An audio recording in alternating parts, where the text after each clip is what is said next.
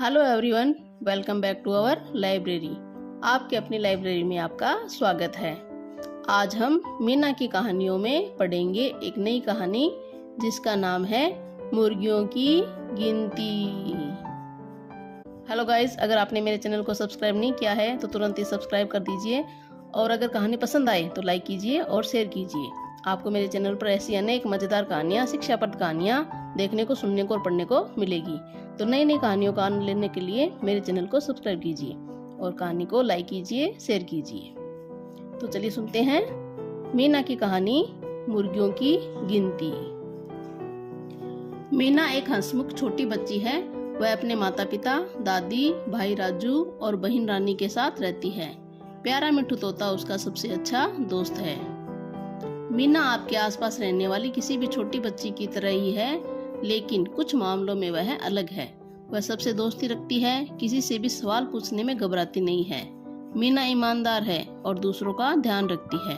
वह अपने परिवार और दोस्तों की परेशानियों को सुलझाने की कोशिश करती है। इस कहानी में मीना राजू और अन्य बच्चों की तरह स्कूल जाने के सपने देखती है। अंत में उसका यह सपना सच हो जाता है। मीना खाना पकाने के लिए लकड़ी लेकर घर लौट रही है। उसका प्यारा दोस्त मिट्ठू तोता भी उसके साथ है। रास्ते में राजू का स्कूल पड़ता है। मीना और मिट्ठू रुककर देखने लगते हैं कि स्कूल में क्या हो रहा है। वे देखते हैं कि कक्षा में बहन जी बच्चों को राजा रानी की कहानी सुना रही है। मीना और मिट्ठू को कहानी इतनी अच्छी लगती है कि कहानी खत्म होने तक वे वहीं जमे रहते हैं। मीना सोचती है कि अच्छा होता अगर वह भी स्कूल में पढ़ सकती।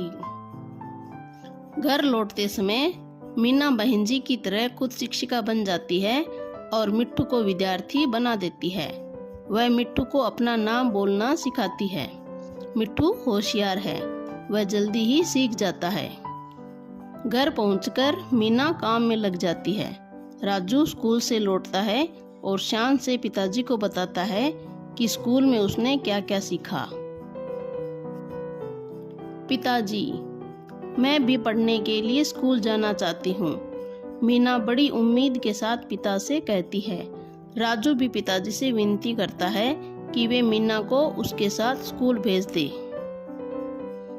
पिताजी कहते हैं, घर के काम में मदद के लिए माँ को तुम्हारी जरूरत है।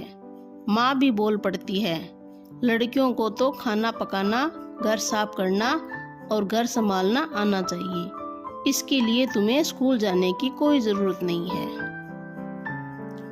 माता पिता की बात सुनकर मीना उदास हो जाती है। उसकी आंखों में आंसू आ जाते हैं। वह खिड़की के पास खड़ी होकर स्कूल की इमारत देखती है। उसके मन में रह रहकर एक ही बात उठती है, कितना अच्छा होता अगर वह भी स्कूल जा पाती। थककर मीना की आंख लग जाती है। उसे अजीब सा सपना दिखाई देता है। वह दूसरे लड़के लड़कियों के साथ कक्षा में बैठी है और मिट्ठू चश्मा लगाए मास्टर बना हुआ है।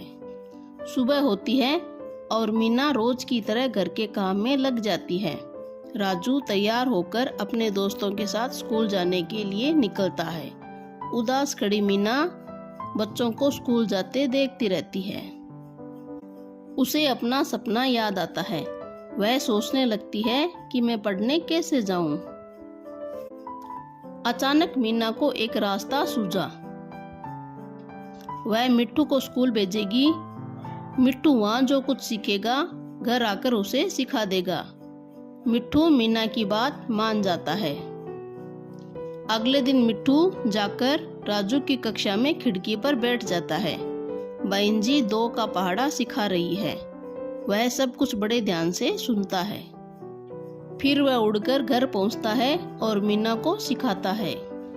2 एकम 2, 2 दूनी 4, 2 तिया 6। फिर तो मीना जो कुछ भी देखती 6 तक गिनने लगती। मीना काम करते करते घर की मुर्गियां गिनती रहती है। इस तरह राजू के साथ साथ वह भी जोड़ना, घटाना, गिनती पहाड़े सीखने लगती है। एक दिन की बात है, मीना और मिट्ठू पढ़ाई कर रहे हैं। तभी एक चोर दबे पांव दीवार पर चढ़कर एक मुर्गी चुराकर भाग जाता है। मीना मुर्गियां गिनती है तो देखती है कि एक मुर्गी कम है। वह इधर उधर देखती है तो उसकी नज़र मुर्गी लेकर भागते चोर पर पड़ती है। चोर चोर, मीना चिल्लाती है और चोर के पीछे दौड़ पड़ती है। मिट्ठू भी मीना के साथ हो लेता है।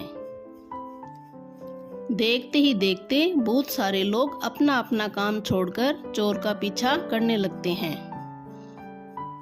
मिट्ठू उड़ते उड़ते सबसे पहले चोर के पास पहुंच जाता है और उसके कान में चिल्लाता है, चोर चोर। डर के मारे चोर का पैर फिसलता है और वह धान के खेत में गिर पड़ता है। चोर पानी से भरे धान के खेत में फंस जाता है। उसका पीछा करते लोग वहां पहुंचकर उसे पकड़ लेते हैं। मुखिया जी मीना की बहादुरी से बहुत खुश होते हैं। वे पूछते हैं कि मीना ने चोर को कैसे देखा। मीना बताती है कि उसने जब मुर्गियां गिनी तो एक मुर्गी कम निकली। जब वह मुर्गी ढूंढने लगी तो उसने चोर को मुर्गी लेकर भागते देखा। मुखिया जी सोचते हैं कि मीना के माता पिता उसे स्कूल भेजते हैं, इसके लिए वह उन्हें बधाई देते हैं। मुखिया जी कहते हैं हर बच्चे को अर्थात हर लड़के और हर लड़की को स्कूल जाना चाहिए।